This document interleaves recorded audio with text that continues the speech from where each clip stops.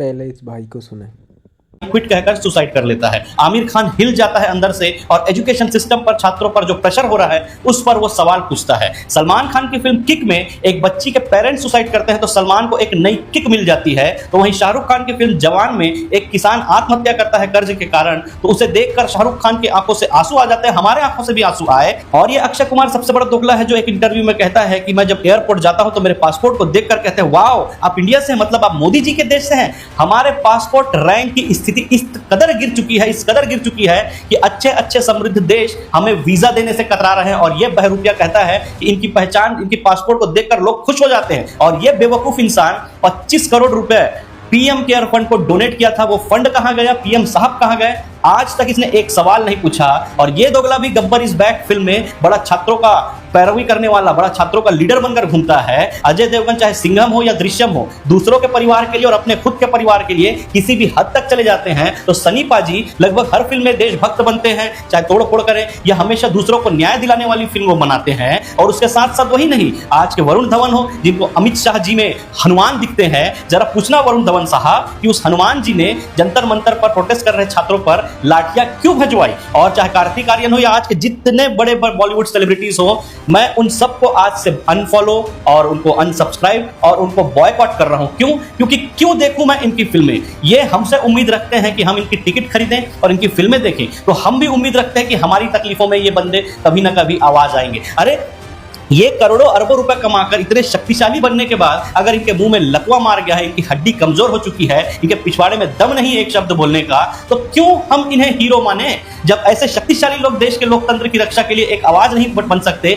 एक सवाल नहीं पूछ सकते, तो इस देश का गरीब किसान, मजदूर, ये छोटे छोटे बेचारे बच्चे, छात्र कितना सवाल उठाएंगे और कब तक सवाल उठाएंगे? आज अमेरिका जाके देखो, डोनाल्ड ट्रंप के मुंह पर, वहां पर जो शक्तिशाली लोग हैं, चाहे वो बॉलीवुड, वहां हॉलीवुड के सेलिब्रिटीज हो या कोई पत्रकार हो, मुंह पे सवाल पूछते हैं और निंदा करते हैं। मजाल है उसको कुछ बोलकर दिखा दे वो ट्रंप। लेकिन हमारे देश का लोकतंत्र इस कदर मार दिया गया है इन बॉलीवुड सेलिब्रिटीज और हमारे इंडियन क्रिकेट टीम के लोगों ने, जिनको हम भगवान मानकर घूम रहे हैं, जिनको मर रहे हैं, जिनकी फिल्में देखने के लिए मर रहे हैं, जिनके क्रिकेट देखने के लिए, ये दोगले, इनको रद्दी भर भी फर्क नहीं पड़ता। इन हीरो को फिल्मों में कोई सुसाइड कर रहा है, किसी को किक मिल रहा है, किसी का एजुकेशन सिस्टम से सवाल पूछ रहा है। 20 से ज्यादा बच्चे मरे नीट के एग्जाम के बाद सुसाइड किया, किसी को किक नहीं मिला, किसी के आंख से आंसू नहीं आए, किसी ने एजुकेशन सिस्टम पर सवाल नहीं किया। और कल जंतर मंतर पर जो बच्चे लहूलुहान होकर घूम रहे थे, एक बंदे ने, चाहे वो अक्षय कुमार जो स्टूडेंट लीडर बन के घूम रहा था ना गब्बर इज बैक में, एक शब्द नहीं बोला। मैं क्यों देखूं इनकी फिल्में? क्या फायदा हो रहा है मुझे? मैं टिकट खरीदूं, ये अरबपति बने, सरकार को करोड़ों रुपए टैक्स दे, हमारा क्या हो रहा है? अगर जब देश का युवा पेपर लीक से परेशान है, बेरोजगारी से परेशान है, और आप अरबों रुपए कमाकर चैन से बैठोगे चुपचाप? नहीं, वो दौर चला गया। इस देश का युवा अगर बेरोजगार रहेगा तो तुमको भी बेरोजगारी का एहसास झेलना पड़ेगा, तुमको भी घर में बैठने का वो एहसास होना चाहिए। इसीलिए मैं आज से, और मेरे जितने फॉलोअर सब्सक्राइबर्स हैं, उनसे हाथ जोड़ के निवेदन मैं करता हूं, मेरे अकेले उनको अनफॉलो अनसब्सक्राइब करने से नहीं होगा, लेकिन हजारों लोग, लाखों लोग, करोड़ों लोग अगर चेन बनकर इनको एक दिन में, 2 दिन में, 1 महीने के अंदर अगर अनफॉलो हम कर दें, अनसब्सक्राइब इनको कर दें, तो इनकी खटिया खड़ी हो जाएगी, इनको मार्केट वैल्यू इनका गिर जाएगा। कोई प्रोड्यूसर इन पर पैसा फंसाने से डरेगा, हिंदी फिल्में बनने से डरेगी, क्योंकि जनता, चाहे राजनीति के क्षेत्र में हो चाहे मनोरंजन के क्षेत्र में हो, जनता ही जनार्दन होती है, जनता ही सब कुछ होता है। ये एहसास इनको कराना होगा। मेरे अकेले से कुछ फर्क नहीं पड़ेगा, अगर मैंने बस अकेला ये किया।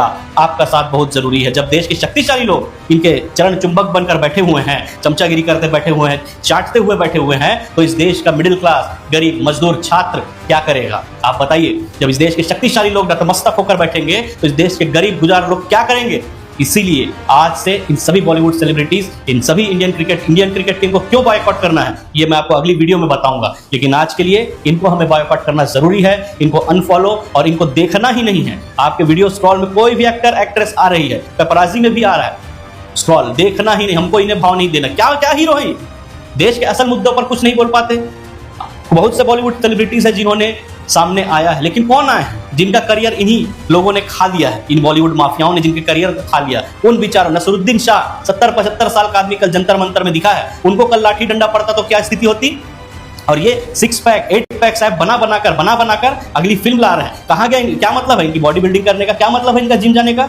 एक 75 साल का आदमी वहां पे जंतर मंतर में खड़ा था, लेकिन ये 6 पैक 8 पैक बनाने वाले अपने घर में दुबक कर बैठे थे। नहीं चाहिए ऐसे सेलिब्रिटीज, नहीं चाहिए। देश बदलेगा, बदल रहा है, तो बदलाव के लिए इनको भी बदलना होगा। नहीं, जो देश का नहीं वो किसी का नहीं। आप भी मेरे साथ इस मुहिम में साथ दीजिए। इस वीडियो को ज्यादा से ज्यादा शेयर कीजिए, जितना हो सके शेयर कीजिए, लाखों करोड़ों लोगों तक भेजिए और ये हमारी मुहिम कामयाब होनी चाहिए।